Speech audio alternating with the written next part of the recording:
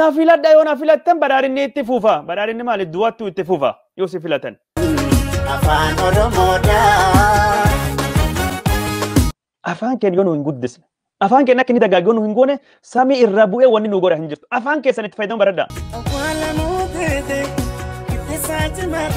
Afaan kan kee eenyummaa kan kee seenaa kan keetii qaroo si godhu. Ogummaa gamma dhageetti giimaan isaallee hunda beeka waan feetan. Afaan jechuun dhagaallee afaan si jaallatee jennee kana kanumaan jalqabna afaanuma keenyaan katabnee dubbifna.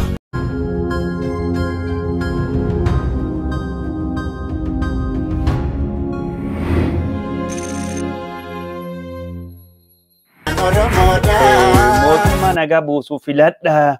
Filannoon dubattu dhaka darbinaan hin jiru. Filannoon dubattu kanatti darbitanii qeeroon natti hin wacuu mootummaa karaa nagayaatiin filame ta'uu deemaa jedha. Haile Maram Dassaalenyi mootummaan isaa persentii 100 mo'ateeti. Mootummaa 100ti. Cunqursaatu qeerroo karaattu baasee mootummaa Haile Maram Dassaalenyi akka garagalu godhe. Abiy Ahmed waa takka beek. Persentii 100ti mo'achuun wabii namaa hin kennu. Persentii 100tiin. Filannoon gaafa suni Haile Maram Dassaalenyi kan qacaal demokraataa waadha. Paartii falmitoota jira. Yoo filannoo mo'adhee jechuun demokraataa waa tahaa jettee yaadde. Yoo filannoo mo'adhee bara dheeraa aangoo irra turuu jettee filannoo mo'achuun wabii aangoo irra turuu hin fidu. Filannoo kijiba kan dhiise. Yoo gaafii ummata ka dhugaa deebii qof filannoo sanittu filannoo gaafii ummata deemisu. Dheebuu dimokiraasii furu. Gaafii bulchiinsi gaarii furutti wabii ta'a. Kan hin beekne jechuun Abiy Ahmed. Na filattanii achiin duubaa dhaka darbachuun hin ta'u. Nama filattan itti yaada filadha. Mee maali wanni Abiy Ahmed ka filatamu? Paartiin filatamu kamidha? Oromoon kam filata? Abiy Ahmedittuu jira. Sabboonummaan Oromoo xiqqeessee ka jedhu Abiyyi filannaa. Federeeshinii diigaa ka jedhu Abiyyi filannaa. Heera ammaan tanaan jijjiirraa haga filannoo na eega jedhu Abiyyi filannaa. Ka gaafii Oromoo waa takka hin dubbanne Abiyyi filannaa. Ka afaan Oromoo afaan federaalii godhuu hin beekamtiin kenna Abiyyi filannaa. Moo Dr. Biraanuu Neggaa filannaa. Dr. Biraanuu Neggaa anin sababni politika Itoophiyaa keessatti hirmaachuu jiruuf Oromoon sodaa Itoophiyaa waan ta'eef sodaa Oromoo kan hambisuufi. Qabaataan Oromoo sodaa, beekaan Oromoo sodaa, hayyuun Oromoo sodaa, aktivistiin Oromoo sodaa, miidiyaan Oromoo sodaa, Itoophiyaa fi sodaan jiraachuu dhabuu guddaan tokko Oromoo name jedhe. Izeemaa filannaa. Moo Abiyyi filannaa karistii abbaa isaa aangoo Oromoo irra deebisuuf qabsaawaa jiru. Moo Innaat paartii filannaa. Ka olaantummaa bataskaan ortodoksii Itoophiyaa keessatti mirkaneessa ortodoksii hagarnaati jedhee dorgomu. Filannoo Abiy keessatti maal filan? Moo Baaldaraasii filannaa. Ka Finfinnee weerara Oromoo irra dandamachuuf dhaabbate. Abiy Ahmed jechuun kaman abbaa irreellee filannoolee fakkeessuu hin dandeenye. Na filadha yoo na filattan badhaadhinni itti fufa. Badhaadhinni maali duwattuu itti fufa yoo si filatan. Yookaan ammoo warri bira yoo filattani dhungadhee aangoo dabarsaaf warri bira ka filatan kami kaatu dhungattee aangoo dabarsuuf Oromiyaa keessatti qofa dorgomuu jira. Abaa'oof kafaa'oo hiitee jirta. Balleessitee jirta. Duuba wanni Itoophiyaa keessa deemaa jiru kana fakkaata. Kaani kanattu deemaa jira jechuudha. Diraamaan Abiy Ahmed ka filannoo itti fufee jira. Filannoo dhungadhee dabarsee kennaa jira. Abiy Ahmed har'a guyyaan kunini guyyaa kabaja gootota Itoophiyaa waggaa 80ffaa. Waggaa 80ffaa Xaaliyaan baasan. Bara 1941 Xaaliyaan kan Ingilizii biyya Itoophiyaa keessa gootota Oromoo irri guddinni isaanii warra Shawaa Oromootiif jechuun warra akka Balaa Zallaqaa fatan ilmaan Tuulamaatiin ka Itoophiyaan bilisa baatee garuu Itoophiyaa suniin Oromoon deebitee miidhamte Haile Sillaaseen gaddeebi'ee gabbaar nafxanyaa siistemii irratti deebise jechuudha. Bara 1941 har'a guyyaa 80ffaa kabaja ayyaan saniitidha. Abiy Ahmed gabbahee waan ni dubbate keessa hardhalle taanaan Itoophiyaan diina biyya keessatti biyya laqabdi baandattu Itoophiyaa dhibee Itoophiyaa gurgurachaa jira jedhee dubbachaa jira. Abiy Ahmed diina baandan nu dhibee jira. Kahaadin nu dhibee jira. Garuu kahaadin Abiy Ahmed caalaa kamittu jira. Kalafa Itoophiyaa Eertiraa weerarsiisee dubartii Itoophiyaa Eertiraan akka gudeedamtu godhe. Kadaanga biyya sarbisee cabsisis. Adwa mallattoo injifannoo Afrikaa jedhamee ka faarfamu. Adwaan jechuun bara 1896 Xaaliyaan Oromoon itti mo'ate har'a to'annoo Eertiraa jal jira. Adwaan Aksum mallattoon qarooma Habashaa handhurii bataskaan ortodoksii Itoophiyaati fi biyyattii Alnajaashi to'annoo waraana Eertiraa jal jira. Gantummaan kan caalu maaltu jira? Waraanii Suudaan lafa Itoophiyaa daangaa karaa Suudaaniitiin alfashaqaadhaan qabatee kiiloomeetirii 80 Itoophiyaa keessa seenee jira.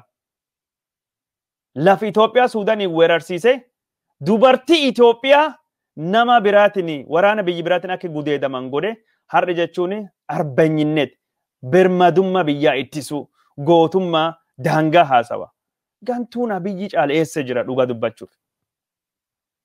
Nami Itoophiyaa Abiyyi caala daffarsi jira. Har'a Abiyyi olaantummaa seeraa kabajuu jedhe Tigraahii uummata fixa. Jawaar Mohammad hidheerri taa'aa jira. Al-Burhaanii fi Al-Siisiin ammoo daangaa Itoophiyaa keessattu lafa weeranii qabatanii jiran. Hidha guddichi laga bayyaa Mariyaanna jedhee gaafa Jawaar ijjeesuun machaahee Raashiyaa Sochii deeme san. Oktoobar 2019 gaafa Raashiyaa deeme Jawaari marsiisee ijjeessuuf carraaqe san machaahee gaafa suni ministeerii maallaqa Ameerikaa nu haa araarsu jedhee Ameerikaa keessa galchee har'a balaa dippiloomaasii kasaaraa kan Itoophiyaa irratti kafidee eenyudha? Abiy Ahmediiti. Dippiloomaasii isaa dheedhummaa bargoo siyaasaa ka qabu irra kan ka'e. Har'a gantuu jedhee Abiy Ahmed nam himata. Ergamtuu Misrii jedhee nam himata. Hidhamtoota manidhaa jiran kan ergamtoota Misrii jedhee dhiyoo kanallee kan dubbate. Dippiloomaasii Ameerikaa wajjin. Ergamaan Misriitiif ergamaan Eertiraa garuu eenyudha Abiy Ahmediiti? Wallahi bishaan Misrii isinirraa hin tuqadee Misrii kan kakkate eenyudha? Isaayyaas Afeworqii biyya Itoophiyaa kan weerarsis eenyudha? Isu maali jedhee icciti biyyatti sun qabdu ka waraana hunda ka agarsiise. Mootummaan Abiy Ahmedii kanattu jira. Kana ammoo watakka. Paarlaamaan Itoophiyaa bore labsii shanee fi Hiwwahaati shororkeessa jedhu bor murteessuu deema. Kana miidiyaan Itoophiyaa dubbatee jira. Borii paarlaamaa Itoophiyaatiin mariin gaggeeffamin beeknu hordofne ija banannee laallaa. Marii kan paarlaamaa yoo gaggeessu shanee jechuun qaama kamiidha? Identify godhee shanee qaamii jedhamin jiru. Hiwwahaatiin jechuun mootummaan Abiy Ahmedii bulleessee dhukkeessee daaraa godhee samii irratti bittinneessee akka lamuu deebitee ijaaramuu hin dandeenye godhe san akkamii namni shororkeessa taate eessa jiranii qaamii kunini uummata Tigraay irraa akkamiin adda tayaa? Shanee qaamii jedhamu kunini uummata Itoophiyaa irraa akkamiin adda tayaa? Ka jedhu gaafatamuu danda'u qaba. Garuu dubbiin ijoon tana. Mootummaan Abiy Ahmedii mootummaa seera alaan aangoo dheereffatee paarlaamaan kulleen hojii raawwachiiftulleen manneen murtiileen aangoo warra kaseeraa darbee jira. Hojii raawwachiiftuun aangoon isa darbee jira. Seera baastuun aangoo warra darbee jira. Labsii kana dabarsuuf baasuu fi dandeettii seeraa humni seeraa hin qaban. Ibsi abaa akkuma jedhettu kana. Kun beekamuu qaba. Murtii warri dabarsuu deemu shororkeessitu shororka maali jedhu bu'aa seeraa hin qabdu. Shororkeessan ka uummata nagaa ijjeesaa jiru ka uummata nagaa bu'aa siyaasatii fi ficcisiisu hoggana ijjeesisu Abiy Ahmediitidha. Mootummaa isaatidha. Kanattu beekamuu danda'a. Seera feete baaste ulee seeraa qabdaa fi mootummaa ta'uu hin dandeettu. Kun beekamaadha. Addunyaan kan beeku addunyaan kana hubachuu danda'uu qabdi. Kunini beekamuuni barbaachisaadha. Karaa biraatiin ammoo Suudaanii fi Misriin waraana qophaawaa jiranii jeettilee ammayyaa Ghafaal jedhamu. 34 jeettilee ammayyaa ka waraana ka gariin isaanii raadarii keessa dhokachuu dandayan Misriin biyya France irraa bituu fi waliigaltee mallatteessitee jirti. Kun jechuun jeettilee ammayyaa gurguddoo qabdu akka F-16 ka Ameerikaa irraa bitteettu dabalatee Misriin jeettilee waraana 50 ole qabdi. Akka maddeen biraa haasawaa jiran waraani Misrii Afrikaa keessa waraan guddaa tokkoffaa keessattuu humna qilleensaatiin dorgoma waan jedhamu hin qabu. Ammaan tan ammoo rakkoon Misriin qabdu kanaan dura qilleensi ishii xayyaarii Misrii irraa balali'ee Itoophiyaa rukutee deebi'uun karaa dheeraadha. Amma immoo Suudaanii keessa waraanii Misrii socho'aa jira. Kun Itoophiyaa fi sodaa guddaa balaa guddaa tahuu akka deemu ka dubbatamaa jiru. Abiy Ahmedii karaa hundaaniyyuu sodaa tasgabbiitii fi sodaan mootummaa Itoophiyaa ka biyya sana jiraachuu fi jiraachuu dhabu ka biyyaayyuu Abiy Ahmedii ta'uun isaa mirkanaa'ee jira. Waraana bittee kana jechuun Suudaanii keessatti jeettilee 16 gurguddoo waraana ammayyaa ka Ameerikaa irraa bittee akka qubsiifte Suudaan Misriin ka dubbatamu kunini ka qubsiisamuu danda'ee qoqqobbii mootummaan Ameerikaa Suudaan irraa eegii kaaseen dubbattu akka ta'e ka dhagahamuutu jiru. Kana wanni ta'aa jiru, wanni deemaa jiru, kan kanattu jira daawwattoota keenya jaallatamoo fi kabajamoo Itoophiyaa keessatti wanni geggeeffamaa jiru, wanni ta'aa jiru, waan akka malee nama ajaa'ibu mootummaan Abiy Ahmed biyyittii sunni akka diigamtu yookaan akka gargarii faffacaatu karaa gurguddaa saaqaa jira. Odeeffannoo isin biraan genne keessa oduu gammachuu kan miidiyaa hawaasummaa gubbaattuu kalee akka malee guddaa haasamaa jiru keessaa tokkini yuunivarsiitiin addunyaa gubbaa sadarkaa tokkoffaa jiru yuunivarsiitiin Ameerikaa Harvard. Yuunivarsiitiin Harvard Massachusetts keessatti kan jiru afaan Oromoo akka barnoota afaanii keessaa tokkotti dhiyeessuu jalqabee afaan mootummaan Abiy Ahmed guddatee hin jiru afaan federaalii ta'uu fi waggaa 20 na barbaachisaa jedhu Harvard afaan barnootaa godhee jira. Afaan wanza yaashaggaram jettee jechuun nafxanyaan Itoophiyaa itti qoosaa itti koflaa baate yuunivarsiitiin addunyaa kunin Harvard afaan Oromoo afaan barnootaa yookaan ammoo afaan baratan afaan barnoota tokko godhee afaan Oromoo afaan barnoota tokko godhee jira. Afaan Oromoo afaan mootummaa ta'uu fi waggaa 20 dubattu na gaafadha jedhee Zinaabuu Asraati OBN tu Abiy Ahmed waggaa 2 duratti dubbate ture. Hardhallee taanan afaan Oromoo afaan hojii mootummaa federaalii yoomittu ta'aa jennaan Abiy Ahmed afaan mootummaa isaa ka Feesbuukii ta'ee jira afaan Amaariffaa wajjin. Akkanatu deebise Harvard haa galatuumtu garuu Oromoo waa tokkoof gaafadha. Harvard afaan Oromoo afaan barnoota yookaan afaan Oromoo akka baratamu hayyamee jira. Garuu ijoollee keessan Ameerikaatti afaan Oromoo barsiisaa jirtanii. Ijoolleen keessan afaan keessan beeyti. Afaan Oromoo abbaa kamittuu ijoollee ofittuman keessaa wanni ajaa'ibu keessaa Oromoo warruma kennallee irra qabatee afaan Somaalii waan argu ijoolleen Somaalii cuftu afaan Somaalii baay'een beekti. Maatiin Somaalii ijoollee warra afaan Somaalii haasofti. Eertiraan afaan Eertiraa haa dubbatan. Tigirinya dubbatan. Yookaan afaan Arabaa dubbatan. Amaarii afaan Amaaraa barsiisa. Oromoon ijoollee isallee afaan Oromoo barsiisuu irra jabaachuu qabaa biyya alattu. Oromoon man yaalii eegi dhufe maaliif ka afaan Oromoo beeku afaan kiyya Oromoo jedha afaan Oromoo hin beeksifne tajaajila turjumaan afaan Oromootiin. Ka Amaariffaa xiqqoo yaalu afaan Amaariffaa dubbachuu barbaada. Ka afaan Somaalii xiqqoo tokko caccabsu afaan Somaalii dubbachuu barbaada. Ka afaan Arabaa carraaquu ka sheekummaa qaba afaan Arabaa afaan isaa himata. Ka baqata ta'ee biyya Misrii, Suudaan yookaan Yemenii ture. Afaan keessanii bakka kenna Oromoo. Afaan keessanii bakka kenna gatii kenna. Afaan keessanii bakka kenna. Afaan keessanii yoo isin bakki hin kennine gatii hin kennine Oromii hin kennu. Harvard afaan Oromoo baratame jennee qoqoodaa jirra. Garuu afaan Oromootti fayyadamaa jirta itti gargaaramaa jirta. Hagamii keessanitti iyyuu odeeffannoo gosa kanaa afaan Oromoo kan dabarsu hin daawwanne. YouTube Oromoo namni hin daawwatu. Facebook Oromoo namni hin daawwatu. Hedduu warra namni Oromoo kan hin beekne illee afaan Amaariffaa deemee daawwatu. YouTube sirba kan isaan daawwatan afaan Amaaraati. Sirbi isaan dhagayan afaan Amaaraa. Diraamaa warri daawwatu afaan Amaaraa. Oduu warri dhagahu afaan Amaaraa. Afaan keessan eebsanii guddisaa Oromoo. Yoo garii waan hin taane afaan Oromoo afaan hojii hagoonu jedhamee dubbatan malee afaan hojii goonee nuyi itti gargaaramaa hin jiru. Ani jechuun sagantaa kan afaan Oromoo malee hin dubbadhu. Afaan Amaariyaa qopheessuun barbaadu. Yoo garii siyaasa jechuun Amaaraa siyaasa Itoophiyaa dhaqqabu afaan Amaariffaa haasofna maali jedhan. Afaan Ingilishii illee tokkotti hin beeku. Afaan biraallee kan beeku hin jira. Garuu maaliif yeroo hunda afaan Oromootiin dubbadha? Afaanii Oromoo afaan siyaasaa ta'uu danda'a. Afaanii Oromoo afaan marii yaada gurguddaa qabaa ciccimaa qaba ta'uu danda'a. Afaanii Oromoo waan afaanii Amaaraa ta'u waan afaanii Ingilishii ta'u afaan kamii wal qixxee jira afaan saayinsiin afaanii. Amaariffaa linduroo barannu dhugaan Amaariin barsiisu tokko jechuun qaanqoo mil'uunu afaanii guutuudha. Waan afaanii Amaariffaa danda'a ka Oromoo illee danda'a. Kanaaf ani afaan Oromoo kana wanni yeroo hunda sagantaa hojjedhuuf afaanii kun akka inni guddatuuf. Afaan keenya yoo nu hin guddisne afaan keenya akka inni dagaagoo nu hin goone samii irra bu'ee wanni nu godha hin jirtu. Afaan keessan itti fayyadamu baradha. Sirba Oromoo arti Oromoo daawwadha. Oromoo laala. Amaaratti waanee guddaa namni guddaan al jiru Oromoo se'a. YouTube keessan laala. Sirba Oromoo gariin nama kuma miliyoonii 10 kan guute jira. Yoo sirbi jechuun maalaan jiran tokko guute malee miliyoonii 10 kan guute waan jiru sirbi Oromoo. Tigirinyaan nu gadi ammoo miliyoonii 30 sirbi guutattu qaba biyyu YouTube gubbatti. Miliyoonii 30 kan guutattu jira Tigirinyaan. Yaa maalaan jiran 9.9 miliyoon waggaa 5 keessattu. Sirbi Tigiree waggaa tokko keessatti miliyoonii 24 kan guutu argaa jira. Sirbi Amaariffaa akkasuma kan miliyoonii 50 guutat jira. Oromoo maaliif waan ofiitti vaaliyuu hin goone?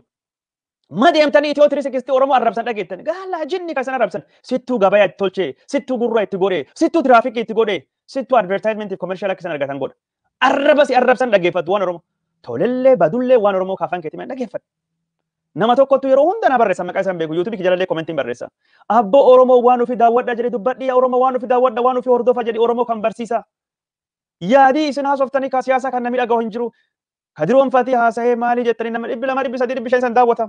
YouTube Facebook gubbat garuu yaada jibbinsaa Itiyoo 360 nama 5,000 10,000 12,000 daawwata. Namni daawwatu sun cufa deemee jibbinsa Amaaraa warra bitachuu deemu jibbinsa nafxeenyaa. Oromoo waan ofii hin daawwanne. Miidiyaan Tigiriinyaa nama 3,000 yerootu daawwata. Oromoo waan ofii jaldeemu baradda. Waan ofii jabeeffachuu baradda. Keessattuu karaa afaanii karaa aadaa kana.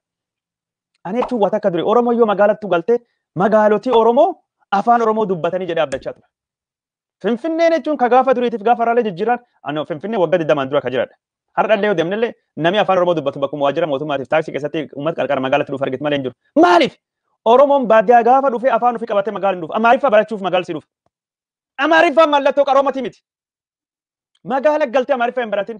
Magaalattu eenyummaa kan keetiin galte Oromoo kataate. Eenyummaa kan kee gurgurattee Itoophiyaa siin godhu afaan kee gadhiiste. Qaroo siin godhu beekaa siin godhu. Qaroo siin godhu beekaa siin godhu. Afaan kan keetti eenyummaa kan kee seenaa kan keetti qaroo si godhu. Adaamaa dhufee Arsichi afaan Oromoo dhiisee afaan Amaariffaa ijoolleen isaa baratte. Anna ajaa'iba. Ijoollee tokko Shaashamannee raadiyoo dhuftee ammaan tan armi jiranii. Magaalaa Shaashamannee keessatti Oromoo Arsi ijoollee Amaariffaa nagarraa barsiifatutu jira. Bushooftuu keessatti ijoollee afaan Amaariffaatiin wal barsiisutu jira. Ijoollee Amaariffaa Ameerikaatti arge. Afaanii Oromoo maal ta'e? Manii barnoota afaan Oromoo hin jira. Har'allee taanaan bakki gaarii mootummaan kun afaan Oromoo akka hin babal'anne mana barumsaa hin ijaaru. Access to education deny godha. Garuu gatii qabaa malee bakki fagoo deeman. Hangaaf duri boolee Waalimaati jechuun boolee Imperial Hotel fuuldura boolee Ruwaandaa fa'aa warra galuu beeka Oromoo. Boolee kaanii ijoollee isaanii burraayyuu barsiisan. Burraayyuu from east to west. Taaksii birrii meeqa baasanii barsan. Warri gosuun illee ni jira galatooma jira warsuun. Ijoolleen isaanii afaan Oromoo. Kanaaf afaan keessanitti fayyadama. Afaan keessan guddisa. Afaan keessan dagaagsa. Afaan keessan afaan masjidaa ta'uti. Afaan keessan afaan waldaa kabataskaanaa haa ta'uti. Afaan keessan afaan afooshaa afaan waliigaltee haa ta'uti. Bakki tajaajila mootummaatti afaan Oromoo dubbadha. Yaa afaan hunda beekuun gaarii afaan Amaaraa beeka. Tigirinya beeka, Eertiraa beeka. Gaarii beeka. Afaan hunda beekuun gaarii jedhee namatti na barreesseef jira. Afaan hunda beekuun gaarii. Afaan jechuun dhakaallee mukalleen afaan simbiraallee beekuun gaarii. Ogummaa dhageetti giimaan isaallee hunda beeka waan feetan. Garuu afaan keessan guddisa. Dursa afaan keessanii kenna. Oduu afaan Oromoo akkam beektu wanni atini afaan bira caccabsuuf deemte wanni jettuuf maalidha? Tajaajila afaan hiikuu faranjiin si dhiyeesse. Afaan Oromoo fayyadama nama afaan Oromoo na hiikuu naaf afaan Oromoon tajaajila jechuun Oromoo beeksisaa jirta beek faranji. Oromoo waan jedhamutu jira. Hawaasa afaan kanatti gargaaramutu jira. Somaaliin maal? Hangaaftu masjid keessa deemee masjid dhaqee Somaalii wajjin salaasalaan. Masjida jechuun Ohaayooti. Hiriyaakii tokko nageesse. Maal jedha? Bakka masjida keessatti barsiisan sheektichi afaan Somaalii jedha. Somaalummaa fi handhuura jedha amantii keenyaaf barbaachisaa jedha. Nu lakkoofsi keenya as keessatti akka mul'atu. Afaan keessaniin gargaarama afaan keessanii mul'isa. Afaan keessanii yoo gargaaramtan nama afaan Somaaliitiif gargaarsa kennu hojii uumaa jirtanii. Afaanii Somaalii Ameerikaalleetu nam nyaachisa. Yoo tajaajila hiikoo barbaadan waan adda addaa mootummaan nam Somaaliitiif hojii uumaa. Lammaffaa afaan Somaaliitti fayyadamee jechuun afaan Somaalii jiraachuu Ameerikaa keessatti mul'istanii lakkoofsa afaan kanatti gargaara mul'isuudhaani afaan kanaaf mootummaan akka baajetii ramadu gootan. Kanaaf afaan Somaaliitti fayyadamee sheekii barsiisu arge. Afaan keessan aadaa keessan mul'isa guddisa. Afaan Araballee Quraan ittiin qaraatanii baradha garuu afaanii akka malee walitti nu hidhe nu fida Somaalii. Oromoon maaliif waan akkasiin barsiifne jedha yaada yeroo san. Waggaa 7-8 dura. Oromoo waan akkasiin barsiifne. Sheekiin Oromolleen afaan Araballee jechuun afaanuma Araba haasa'uuti bareeda. Garuu afaan Oromoo hin jiraani. Oromoon kudhan wal geette namni tokkini ka Oromoo keessa jiraate daddaftee Amaariffaa haasofte. Nam tokkoof jette namni kudhan ka wal ga'e nam tokkichi ka Oromoo warri maaliif Amaaritti Oromoon dhibbaa jiraate Amaarichi tokkichi sun afaan kennan nu kabaja kenna fedhe hin baratu barachuun fedhan. Nu maaliif jechuun akkas ta'an. Afaan kenna guddisnu ta'e. Afaan kenna bakka kennitune. Afaan kenna kabaja itti isinitti godha. Yoo isin guddistan guddata malee Oromii hin guddisu afaan kana. Harvard hagalatomuti afaan Oromoo barsiisa jira. Afaan Abiy Ahmed afaan mootummaa ta'uu fi gahumsi hin qabu dandeettii hin qabne Harvard beekamtii kennitee fi barsiisuu jalqabdee jirti.